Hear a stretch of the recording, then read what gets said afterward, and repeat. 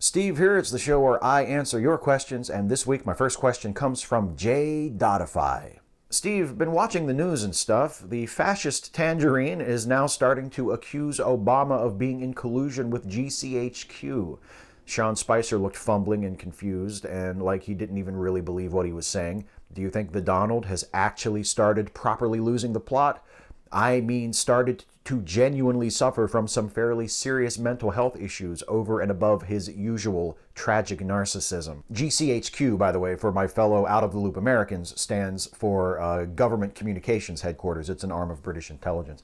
And I think it's a really bad idea to sort of armchair diagnose anyone with anything, especially something as tricky as a mental illness. And I really don't even think it's necessary in the case of Donald Trump, because it's not as if he's ever come across as a particularly stable guy to begin with.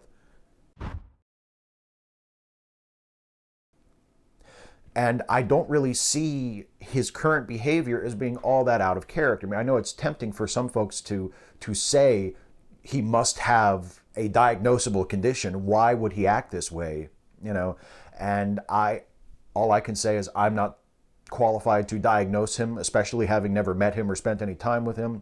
And I generally think that's a bad idea. And whether it's intended as such or not, it can sort of serve to stigmatize people with mental illness. And I don't think it's necessary. He's just doing the same thing that he's always done, except now that he is the president of the United States and the eyes of the world, not to mention the world's various intelligence agencies are on him. It's a lot more difficult to get away with it. So I think it's just Trump being Trump. Bruce Bardup, Steve, you are the only major YouTuber taking weekly questions that are searching and challenging on feminism, anti-feminism, and so forth.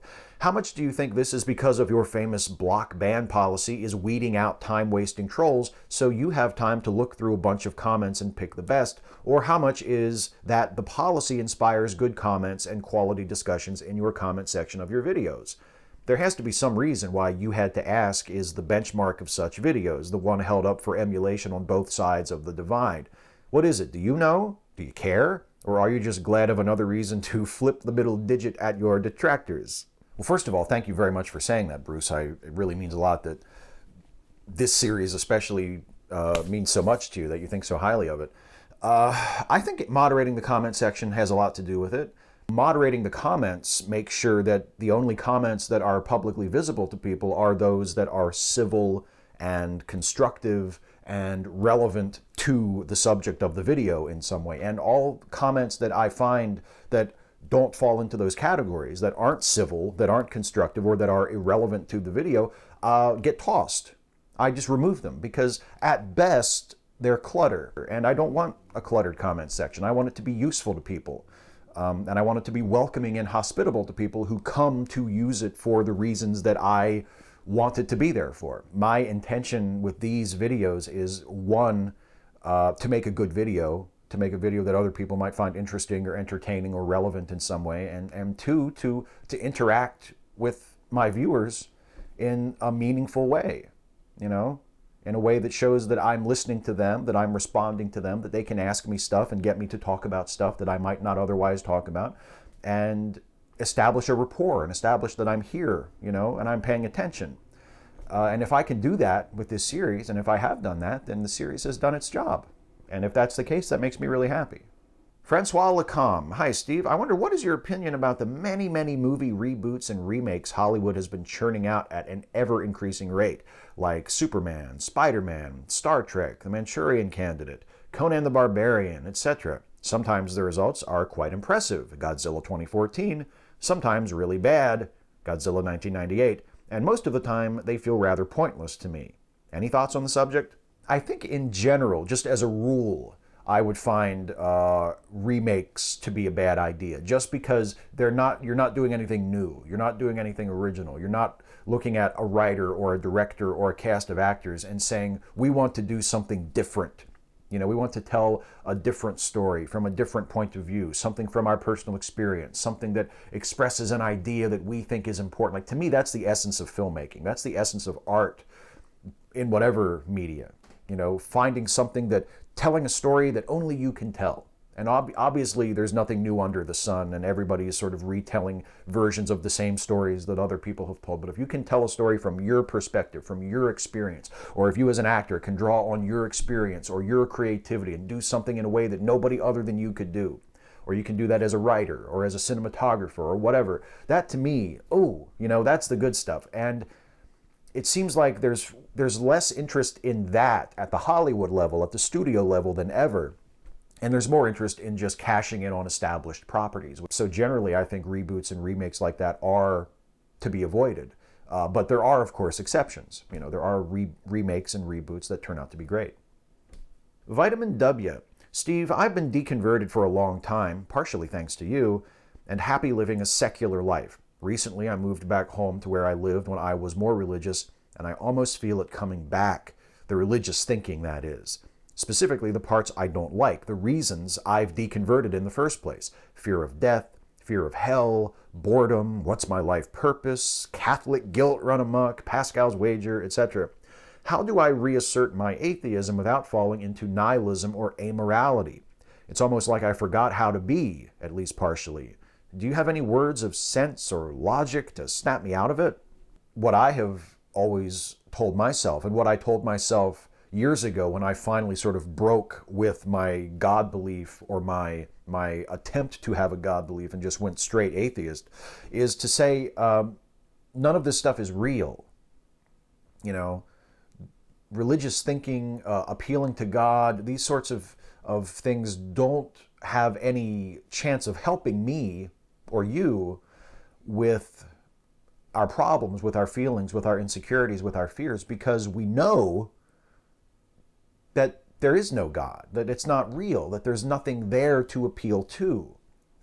And once you sort of remind yourself of that and reconcile yourself to that, it becomes a lot easier to move away from that religious kind of thinking. Now, as for the problems that have sort of led you there in the first place, the fear of death, the lack of purpose, those are difficult problems. And those are things that I think you kind of have to figure out for yourself. I mean, I still have a fear of death. I don't think that will ever leave me. And the way I deal with it is by doing something else, by thinking about something else, basically by distracting myself. I don't know another way to do it. And I think the finding purpose is a similar thing. Like, you have to find something that gives your life purpose, whether it's work or family or friends or a community that you're a part of, or finding something that you do that means something to you. Whatever it is, you need to find something that gives your life a sense of purpose, a sense of meaning, a sense of direction. And then that insecurity, that fear, that sort of ennui will hopefully start to leave you. Sir Kid-a-Lot. Hey Steve, I think you said once that you drive a truck. As an American, I presume you mean pickup truck and not some sort of lorry. Anyways, if so, what type of truck do you drive? Why choose a truck and not a regular car? I would have assumed, given your stance on climate change, which I agree with, don't get me wrong, that you would drive a hybrid or maybe even an electric vehicle. Is this something you have considered? It is something I've considered. The truck that I drive now is a truck that I kind of inherited and I've had for many years, and I've just kept, because one, it's still in really good shape, and I've never felt like I had to trade it in or get rid of it to buy a new vehicle. And the other part is just economics. It's just an economic reality that I can't really afford to take on a new car payment right now. It's much easier and better and advantageous to me, financially speaking, to keep the truck that I have. If that were not as much of an issue, if I could afford to get a new vehicle, or when I am in the situation where I have to get a new vehicle, then yeah, absolutely, I want to get a hybrid or a cleaner, more environmentally friendly vehicle. I've been driving a truck for many, many years, and I'm sort of used to it now, but I would happily trade it in for, a sedan or some other kind of non-truck car that got better mileage and left less of a carbon footprint. I think that's really important. And when I'm able to do that, I want to do that. It is something that has definitely crossed my mind. But then, you sort of are forced to confront these realities of, unfortunately, sometimes it's more expensive to do the more environmentally friendly, responsible thing than it is to do the less responsible, less environmentally friendly thing. and you find yourself sort of stuck in that less than desirable situation. And that's where I find myself in right now. I mean, I love my truck. I love it. I've had it for years. I adore it. But, you know, it doesn't get as much mileage on to the gallon as I might like. It maybe is a little dirtier than I might like. I mean, it's not. It's relatively new, and it's not like a horrible, you know, blight on the environment. But it's not what it could be, and it's certainly not, you know, the low impact sort of vehicle that like a hybrid or an electric car would be. So yeah, I would like to change that at some point. It's just a matter of. Jordan P. Hey Steve, recently I overheard one of my coworkers talking to her girlfriend on the phone. I swear I'm not an eavesdropper. I swear, Steve, I'm not. Well, anyways, jokes aside, she was saying things like it was hard to come out to people and etc., which I fully understand since I'm transgender and a lesbian and in the closet as well. Out to family, but not to coworkers. So anyways, I've been trying to make friends with her since I don't know that many queer people like myself. I've been building courage to come out to her, or she comes out to me, but I suck at social skills. Got any tips? Oh, ask somebody with better social skills for advice. And that sounds like a cop-out. Just take it slow and be patient and let the trust build between the two of you naturally. I mean, that seems like really obvious advice, and maybe it's not very helpful to you, but that's my standard advice for anybody who is looking to build a relationship with someone, whether you're talking about a friendship or maybe something that you hope would be like a romantic relationship in the future, or any kind of relationship that anybody might try to build with somebody. Just take it slow, take it easy, let it build naturally. Spend time together, talk to each other, learn about each other, and then hopefully you'll make friends with this coworker. They will feel safe with you and close with you, and then if they want to confide in you as you would confide in a friend, a trusted person, then they will. Or you will feel that you can do that with them, you know? You just have to let it sort of build naturally by itself. And sometimes it doesn't take very long. Sometimes people have a great rapport and they really hit it off and they become best friends really quickly. And other times it's a slower thing. Like, I don't know what your rapport with this person is right now. I don't know if it's sort of very tentative and you're not sure where you stand, or if you're getting along great. It just depends.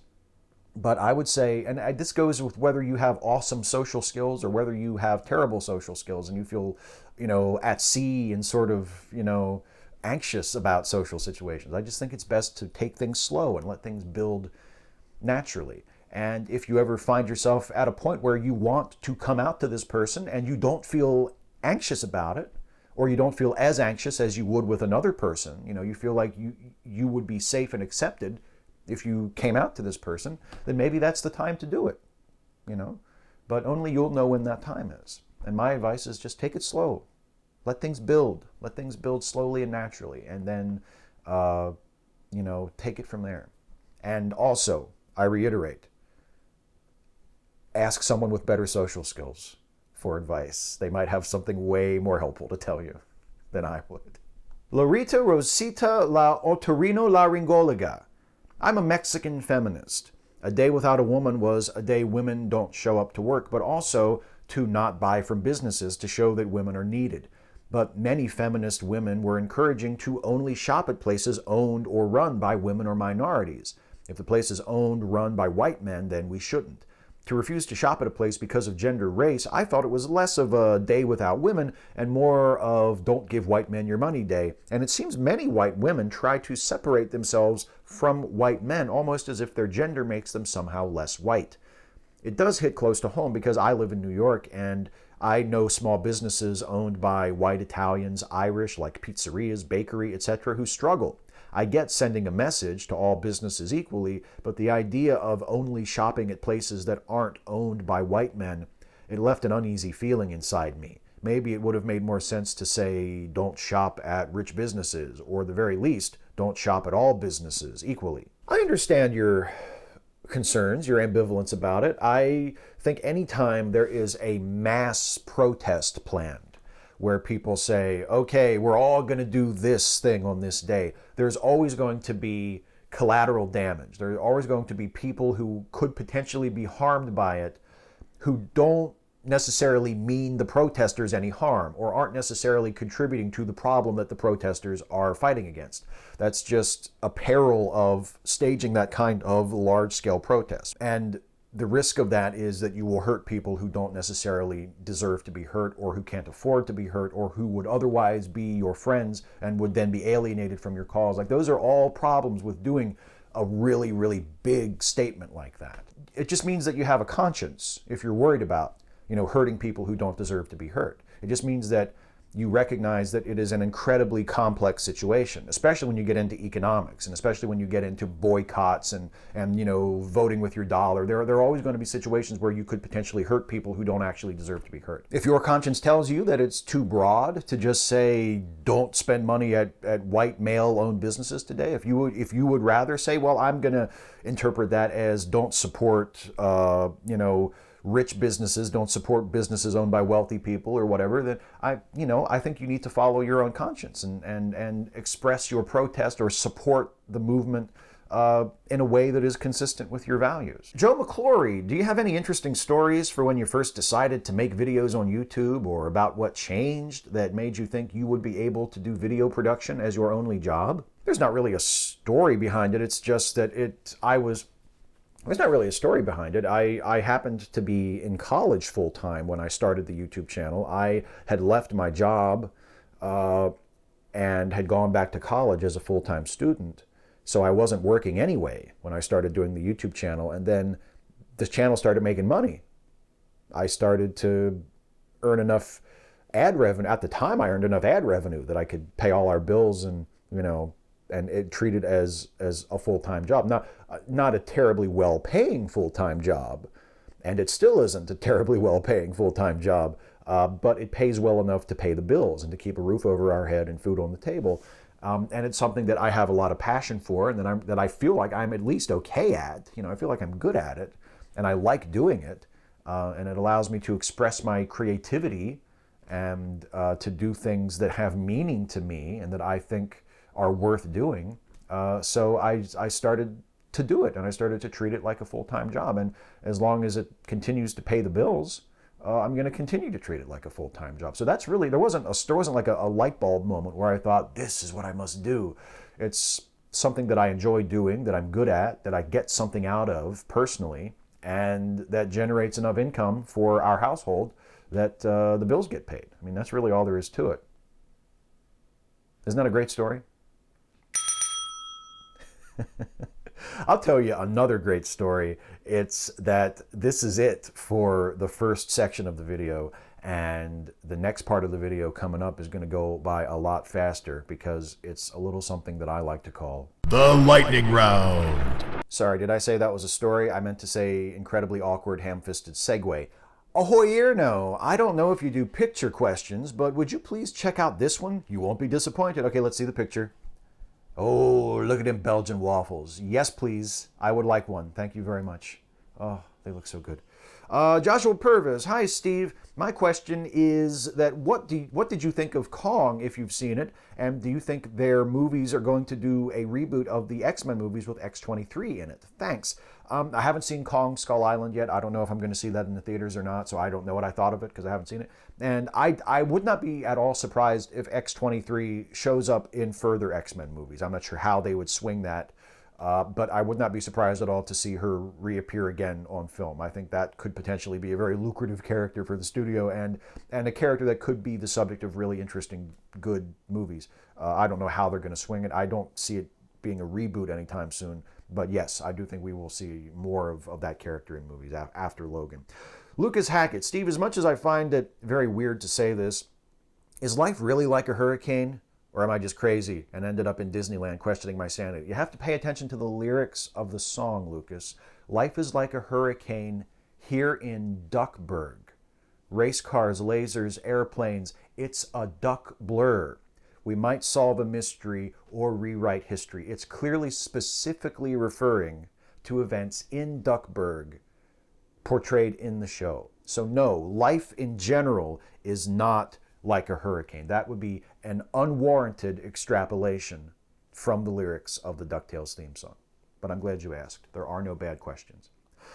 Patrick Dodds, Steve, what brings you hope and comfort during these unfolding dark days with Trump? For me, it's remembering that every action has an equal and opposite reaction and watching Star Trek shows again. Also, would you also have any coping advice? Keep watching Star Trek, buddy. And also, I mean, it's starting to feel like the legs are really coming off of the Trump administration, and maybe it might not be very long now before something really, really major happens and the whole thing just comes crumbling down like a house of cards. So that gives me hope too. Something to look forward to.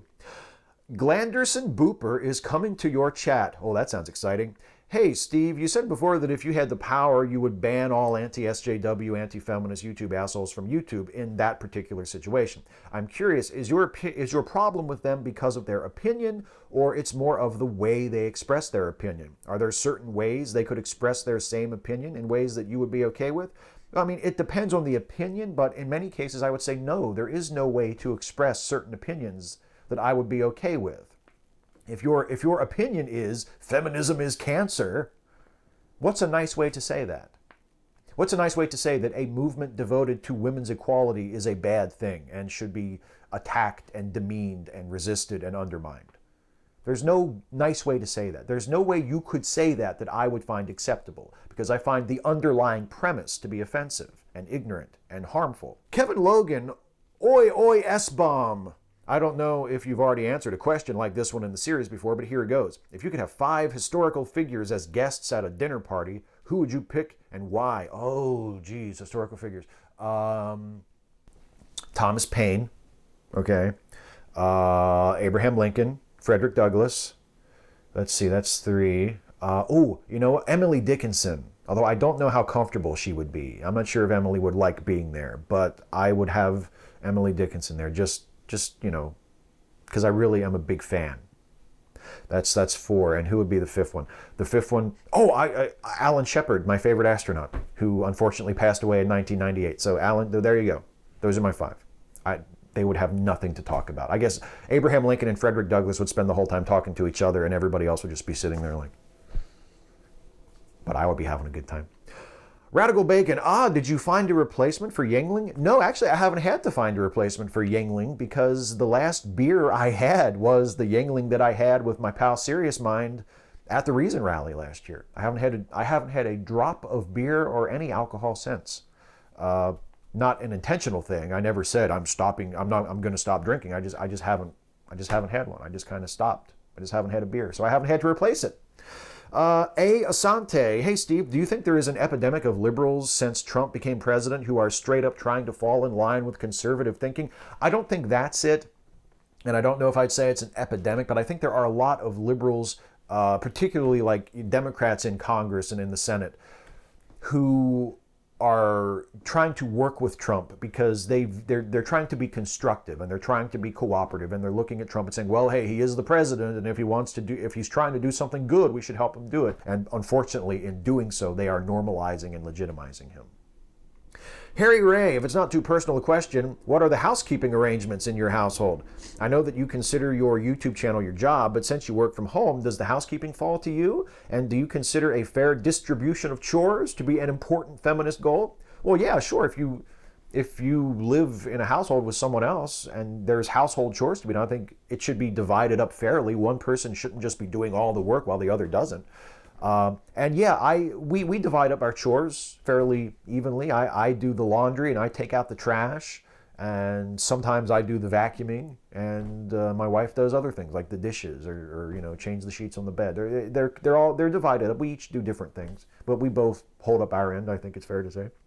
Isaac Maxwell, Steve, how long has that undrank full cup of coffee been sitting on your desk? Is it flavored? If so, what flavor? If not, how dark is the roast and how strong is the brew? I only ask because I find things like full coffee cups to be very distracting, and if I had more information on it, it may allay my curiosity. Thanks. Well, the idea is always that I have the coffee cup and I will be drinking it as I'm shooting the video, and then I always get into shooting the video and I never actually drink it. So it is mostly undrunk, not quite full. I think I maybe had a sip or two of it, and it's not flavored. I don't really like flavored coffee. It's a fairly dark roast, a Colombian sort of breakfast blend. And it's fairly strong, and I like it. I like a nice strong black cup of coffee. I like a hot cup of coffee too, but this isn't so hot anymore. But I will drink tepid coffee, as you've just seen. All right, well, that is it for the questions. It's nice to end on a high note. A sip of lukewarm coffee is the best way to end, I think. You have to end on, you end up here. You don't end down here. You end up here. Anyway, that's it. And now it's time for the shout out. And the shout out this week goes to an organization called the National Alliance on Mental Illness. This is an organization which was actually suggested to me by my friend and sometimes question asker Patrick Dodds, who actually asked a question on this video, if you'll recall, from a few minutes ago. Patrick emailed me this suggestion for shouting out the National Alliance on Mental Illness. This is an organization that advocates on behalf of people with mental illnesses. It advocates for policy, and it also organizes and holds educational programs and advocacy programs and support programs for people who are living with mental illness, who need some help or need a hand, or to help sort of reduce the stigma of mental illness in our society, which is something that actually came up earlier. And we were talking about, does Trump have a mental illness? This is a very, very important issue in our country, in the world in general, but specifically right now here in the United States, because with the looming threat of a repeal of the Affordable Care Act, the problems of people seeking help for mental illness and not being able to get the help that they need are greater than ever and more urgent than ever. And more than ever, people who are living with mental illness or have family or friends or loved ones who are living with mental illness need the support and the knowledge and sort of the wind at their backs that a group like the National Alliance on Mental Illness can provide. So you can go to their website. It is linked in the description box of this video. It is nami.org. I would highly recommend that you go and check it out, see what they're all about, and see if there's something that you can do to support them in their good work. The National Alliance on Mental Illness. And thank you very much, Patrick, for bringing it to my attention. I'm very happy to shout it out. I also want to give a shout out, as I always do at this time of the week, to something much less important, but something that I would like for you to check out nonetheless, and that is, of course, the Lemme Listen podcast. This is grammar. It's important. This is a whole family of podcasts that are the creations of my very good friend Jason Harding, aka Jason with a D. You have Let Me Finish, the original podcast in the family. There's American Monsters and How to Destroy Them, the hilarious improv comedy podcast. There's Filmtastic, Voyage, the movie podcast hosted by Mike and Alex. There's Cinetific, the movie science podcast hosted by Professor Jason and Professor Aaron. And last but not least, wait, I forgot one. There's Three for Adventure, which is the new one, which you have to check out. And then after that, last but not least, there is Late Seating, the late movie review podcast that I co-host with Jason. And that's the show that I mentioned last because it's the one that I'm on, and therefore it's the most important to me. And it's a show where we watch classic movies or infamously bad movies, movies that have a certain reputation for being great or for being terrible, and we decide for ourselves whether they deserve whatever reputation they have. It's a funny show. We make fun of the movie as we summarize it, and then we give our review and we decide what we think about the movie. Does it live up to the hype, whatever that might be? And you can listen to our most recent episode, which is our review of the science fiction classic Forbidden Planet. And you can also prepare to listen to our new episode, which goes up next week, which will be a review of the classic 1980s comedy Ferris Bueller's Day Off. We're going to give Ferris Bueller's Day Off a fresh look, the late seating way, whatever that is. I don't know if we even have that, but that's what we're going to do. So go rewatch Ferris Bueller's Day Off if you haven't seen it for a while. You can listen to all of the past episodes of Late Seating and all of the past episodes of all of the excellent Let Me Listen podcasts by going to lemmelistenpodcast.com. Okay? Is it a deal? Thank you. I'm going to take your word on that. I'm going to trust you. That's it for me, everybody. I am out of here. Please, as always, do leave a comment on this video asking me your question for next time. You can ask me anything about anything. Nothing is too serious. Nothing is too silly. I will answer as many of your questions as I possibly can in the next video. So until the next video, take care, everybody. Hey folks, one more thing before I go. Thank you again so much for watching. I hope you enjoyed this one. If you did, please like, share, and subscribe. And also, please consider helping me to make more videos like this one by supporting this channel through Patreon. You can go to patreon.com/Steve Shives to become a patron for as little as $1 a month, and that helps me out tremendously But if you can afford it and you think I'm worth it and you want to pledge $5 a month or $10 a month or even $20 a month, check out the Patreon page for information on some really cool perks that can be yours if you decide to pledge at those higher levels. There's some pretty cool stuff that I am doing specifically for patrons who pledge at higher levels. So check that out, patreon.com/SteveShives. Thank you so much for your support, and I'll see you next time.